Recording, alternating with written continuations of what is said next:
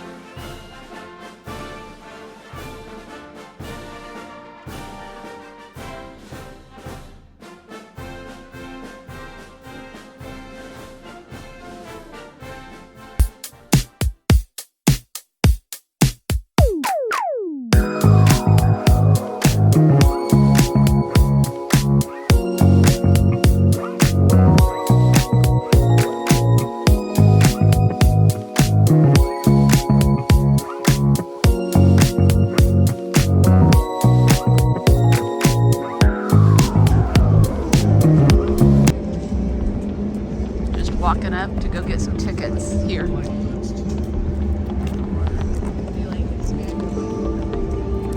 All the lifeboats.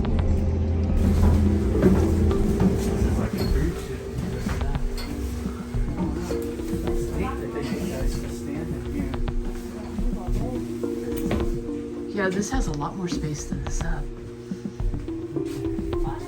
Avionics shop, so they worked on the planes, radios. Ooh. Take a look in here. Okay, this is a squadron commander's officer's stateroom. So quite a bit larger.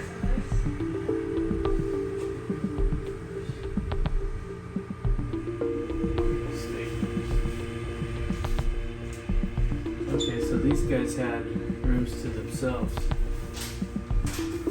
All to themselves? Yep. He looks sad. The squadron. Ready room? Ready room, yeah. This is where the pilots get briefed on their flights. Oh, nice.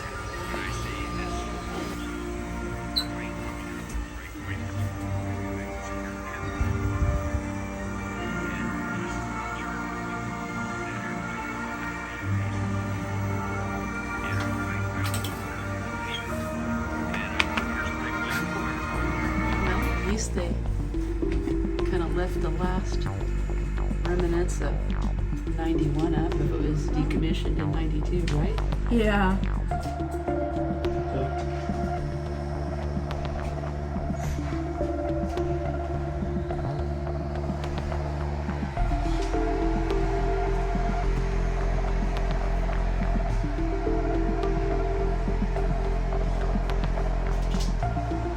This is actually a pretty big space, isn't it? Well, I don't know how many people worked in this area. for me it is. It would be kind of tight if you're as tall as Jackson. Yeah. Yeah, with height. Yeah. Because I'm looking like the ceiling's not that far. Did it say how many work in this area? Oh, I didn't catch that actually, But it's larger than I anticipated for on a ship. on a ship, yeah.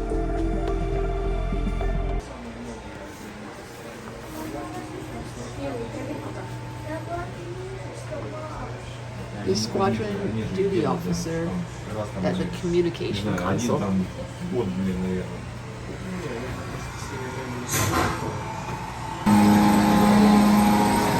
Noise through here.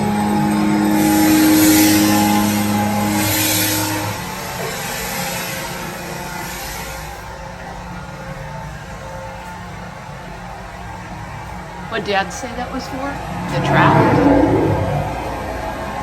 Them. Catapults firing as they launch aircraft off the flight deck. Oh, that makes sense.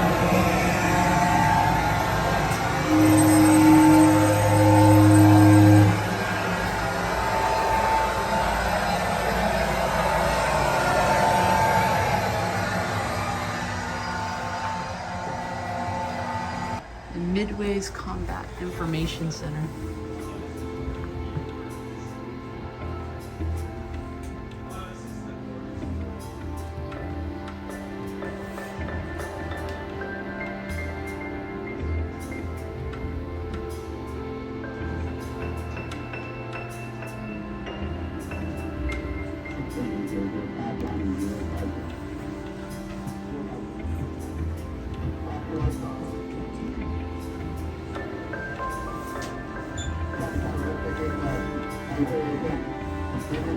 Whoa, sorry about that.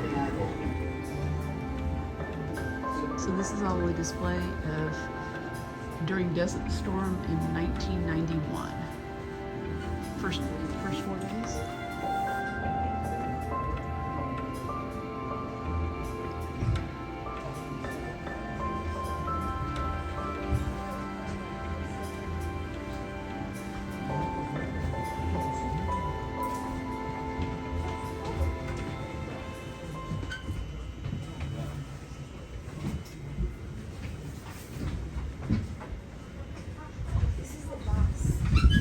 Yes, it's more than boss.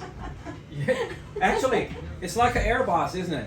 Were you guys up in the air boss? Were you up there? Oh, Oh, no. so you're gonna go up there. You're gonna see a tall chair. Tall chair means something.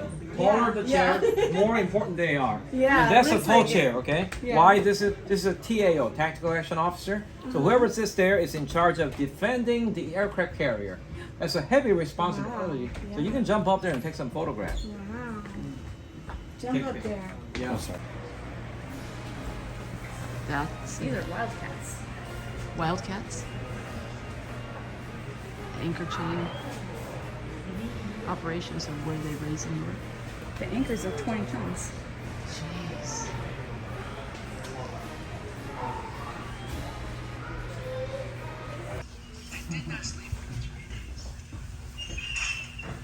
If you were enlisted, one of these beds could have been yours. The strap. Go ahead and lie down.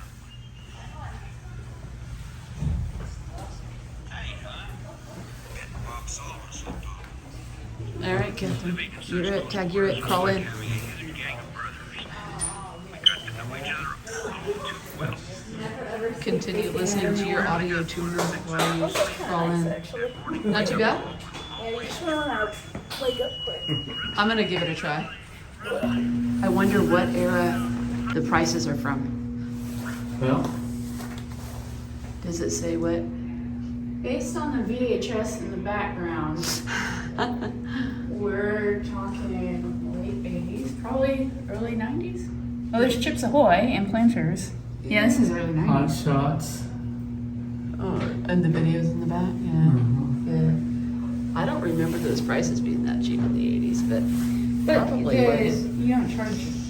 Oh, that's the true. full price. That's true. Time to go on to our next little section here. We just did all the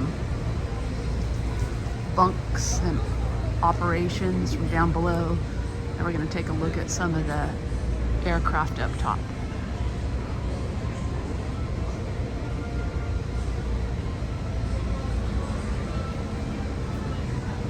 And this area, I believe, is where they used to store and service the aircraft. And now, right now, they have some of these airplanes up here representing some that were flown in the Battle of Midway. Okay, it's a Corsair that was one of the first planes that was flown here on the Midway. And pan around here to the Sikorsky helicopter that would have been part of the aircraft here on the Midway. The rescue guys, they'd come back with the blades all shot up, Yeah. and they'd go down to the ready room, get all the aluminum foil, shove it in there, and put tape over it, and then they'd go back out. Yeah, I read that and I was like, ooh. Yeah.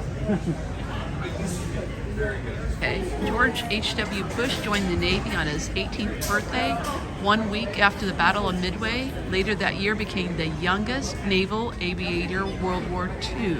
Future president was assigned to the Grumman TBM Avenger, a torpedo bomber. Bush named all of his TBMs Barbara for the First Lady.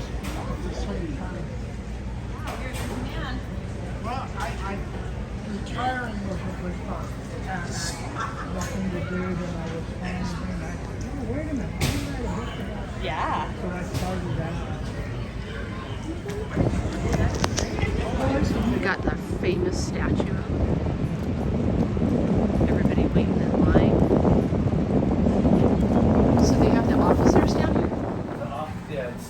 officers' quarters down below. Oh, closer to the water line moves less? I would think, Yeah, less.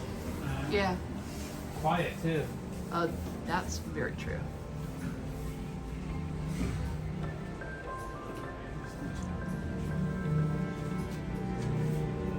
Oh, pretty little job.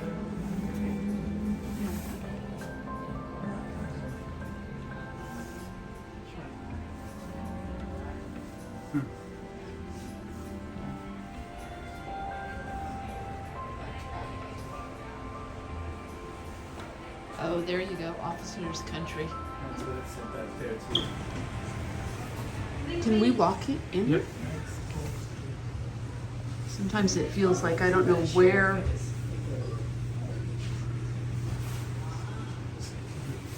He's this guy's second in command. So, This is a nice size cabin.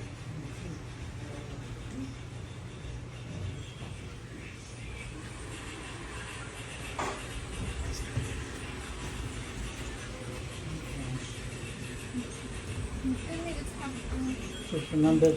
Special cafeteria just for officers here, called the ward room.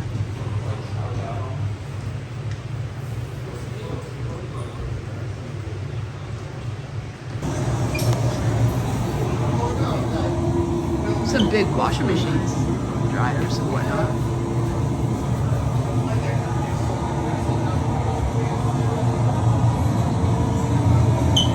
I wonder how many hours a day this had to run. If it's just 24/7 that it went. I guess I could listen to the audio tour and figure that out.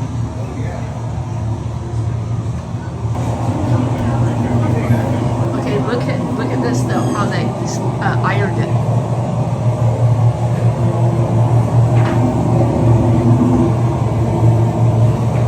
This is the way to do it right here. Press something. Got it. NCIS. Ah, Looked like they had a much This is- larger space. this must be the brig. Just around the corner. All I know is Command Master Chief's office. Look at the size of these in the galley.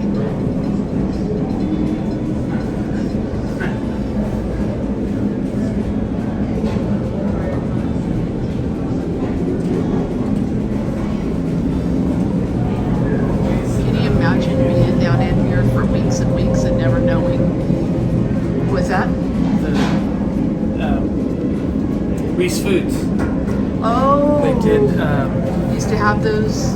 all the beans Oh, that makes and all the fillings for the burrito.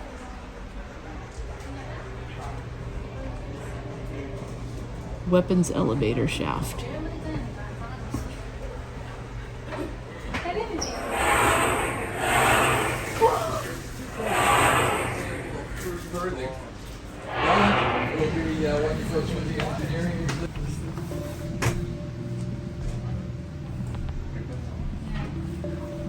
What is CPO? Any Chief Petty Officer. chief petty officer? Thank you. So they got a pretty good mess down here.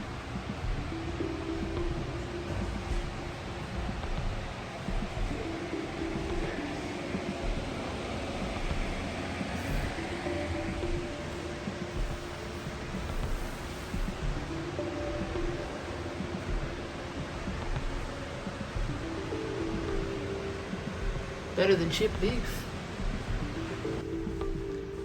Wander into here. Into what looks to be dishwasher. Efficient. Or, oh, perhaps that's a drying, oh, it's a drying vent for your dishes once they're washed. That makes sense. I like their drying system here with the dishes. So, oops. This is for the chief petty officer's barber shop. Yeah. Office. The ship keeps going and going and going.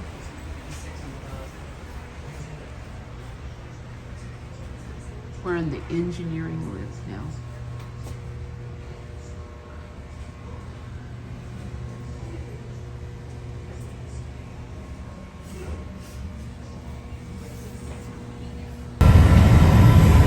Hot, loud, and crowded equals home. Powered by electricity created by steam. Cooking, laundry, taking a shower. Without these basics, life would be miserable on a ship. Not to mention a lot less clean. And all of this was only possible because of the ship's engineers. Without them, the ship would simply be an immobile mass of metal. Steam and the people who created it were truly the lifeblood of the Midway. It's all the engineers, lockers, and The letters keep going. Love, Blake. P.S. Don't forget to number them so I can read them in order just in case there's a delay.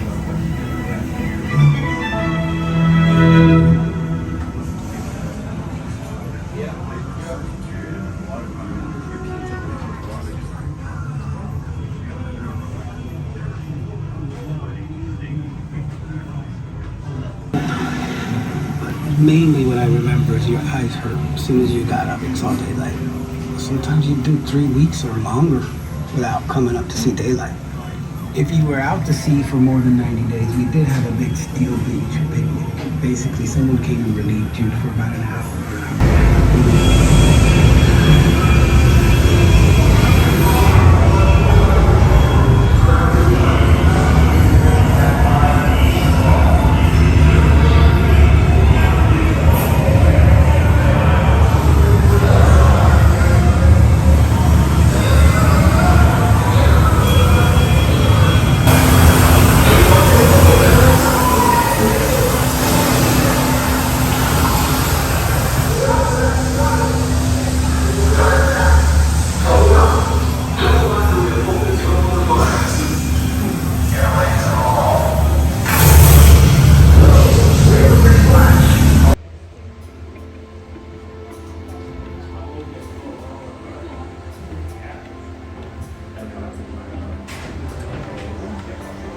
are currently underwater.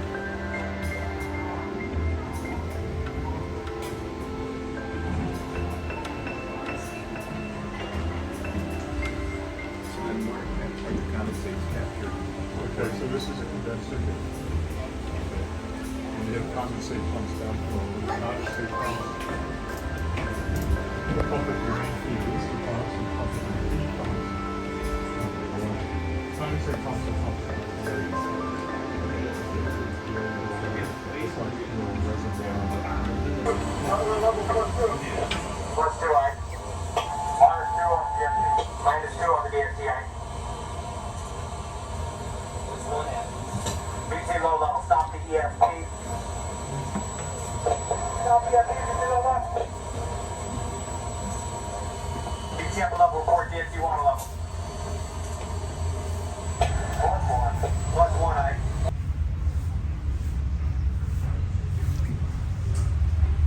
Okay, so we can look through here, then we'll go over there. Hey, what's the Marine song? Anchor's Way? That's Navy. No. What's the other one? Oh no. And that's who they put up on the wall here for the Marines? Army? Is it? Yeah, from Full Metal Jacket.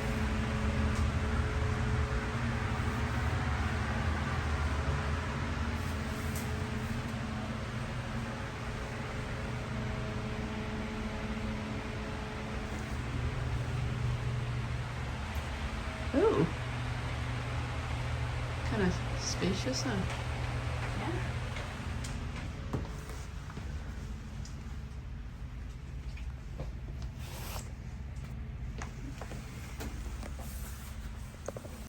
Okay, now give it to me. I don't know the Come on, words. repeat it. Of the United States Marines. Thank you. Knew it would come to you. In the land, in the air, and on something. On the seas. Yeah, something like that. Smells like a doctor's office. That's what Catherine said. Not. Yeah. What?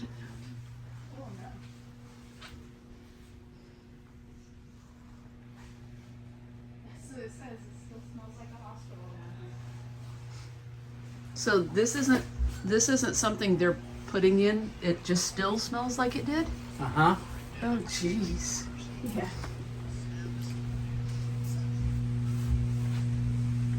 Oh my goodness. Oh, that's true. You have to have everything. You're out for months at a time.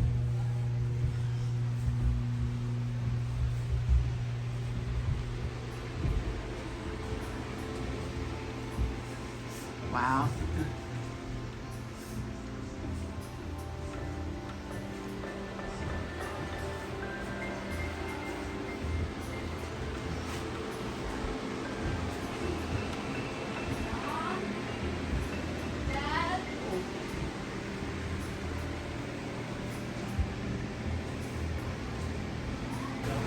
Full service facility has to have a lab and a pharmacy. Oh, it's the actual. What is it? Oh, that is pretty grim. What is it? It's nothing. Oh. They're just the things that you put there from microscope. What you see? Oh. Like the computers. Look at that. It's like a trip down memory lane.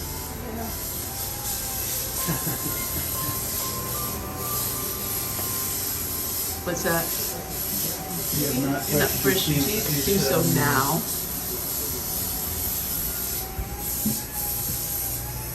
You know, that sound. I don't like the sound. It doesn't really bother me that much. I can. That's one of the sounds I can almost smell. I can too, but it doesn't bother me. Now we're on the flight deck.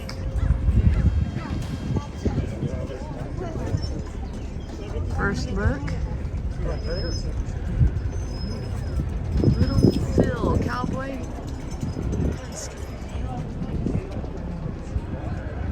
Wow. This is pretty awesome to be able to walk on a carrier.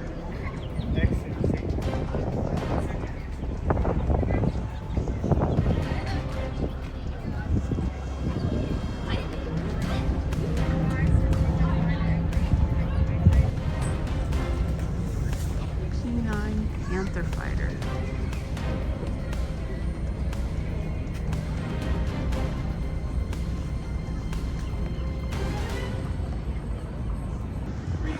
Refueling. Oh, that's what that's for. Yeah, Okay. the bucket comes down, hits that. And Refill. and then it latches, and then they can release it and fly off. But I mean, that jets like this and all that they started producing is what made North American. I think it was like a Sabre, because What was a Sabre? I think this is the Navy version of the Sabre. Oh, okay. Okay, I get It you. is right there. It says Navy version of a Sabre.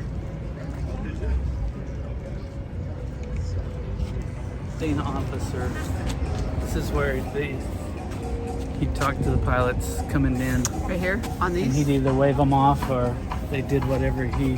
Remember in Top Gun? Yeah, I remember that Maverick didn't listen to him. Yeah, well, that's. It's kind of cool that they have the pilots down here that are telling you all about how to approach and what they did here. And like that. Yeah, me too.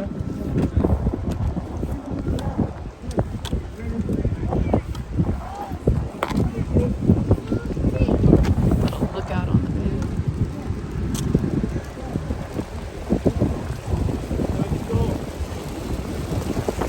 It's windy today. Oh, here's the anchor. What? There's the anchor. Oh yeah. Back then, this was a traditional straight deck World War II era carrier. And back then, she had 14 of these arresting gear wires that I mentioned, and like an additional 6 emergency barricades. Because the precision by which we landed aboard aircraft carriers back then isn't what it is today. So hopefully, you just throw as many obstacles up in the way as you can. Hopefully, they'll grab something.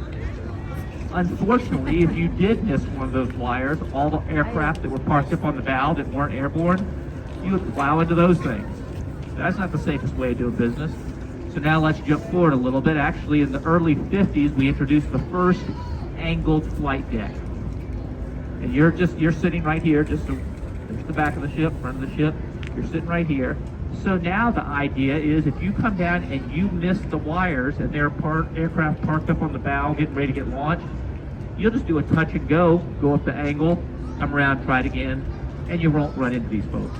And it also allows you to be conducting concurrent recovery and launches. You can be taken off and landed at the same time. So it's pretty darn cool. So this is what all aircraft carriers look like today. This one, we can go up inside.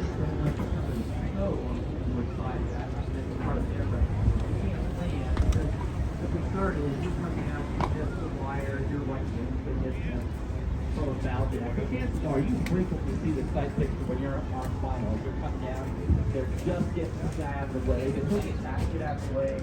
The wire gets pulled back to the battery, the men's battery. Jump seat. Yeah.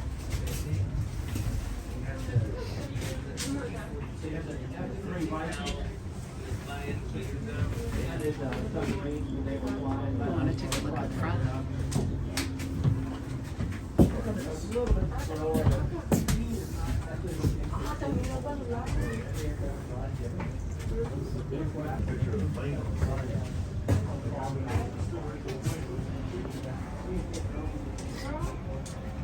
These look a lot larger on the outside. Then you get cockpits? yeah, and then you get in here and you realize once you get all the instrument panel and stuff. And fuel storage. Yeah, yeah.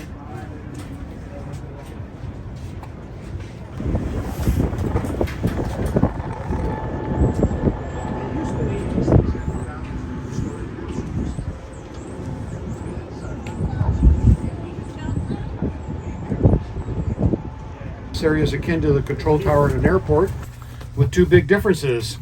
One, that it's on a ship, so therefore it's floating, and two, that instead of air traffic controllers, we have the following people, which I'm going to describe. Notice we got two chairs over here that says Boss and Mini. These two chairs are the chairs for the air officer, or air boss as we call him, or boss, and the mini boss, or the assistant air officer. So these two officers are very senior Navy commanders, and not only have they have flown airplanes like what you see before you on the flight deck, but they've also commanded squadrons of those type of airplanes. Usually a aircraft carrier department head is usually is a kind of a follow-on assignment, and air boss is one of them. The air bosses are responsible for all flight operations. That's all airplanes and mechanics and ground crew that's in the flight deck. Everything that's on the flight deck. Everything that's flying around the ship within a 5-mile radius and a 2,500-foot altitude. These officers only do this job for about 1.5 years, 2 years, or actually, I mean, they have the assignment, but being the air boss is only for about 1 year because it's a high-stress occupation. And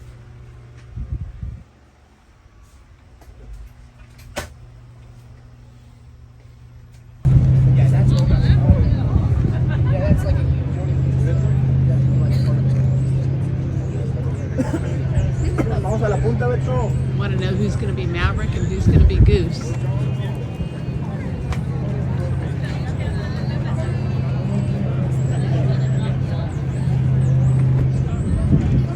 How does it feel? Pretty good? Pretty good.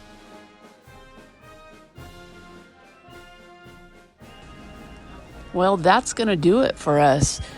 What a day. We had so much to see and do between doing the flight deck, where you can learn about more than 20 aircraft and listen to Midway pilots describe what it was like to fly the aircraft right off this floating airport, so to speak, and going into the hangar deck and then below decks with a sick bay, galley, laundry, engine room. It's an amazing thing to do, and if you are in San Diego, don't miss it.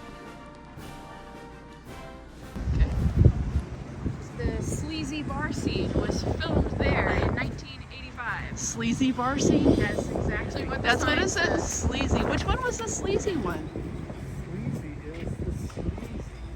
I don't remember. So sleazy. I don't remember it being sleazy. Do you? See into that.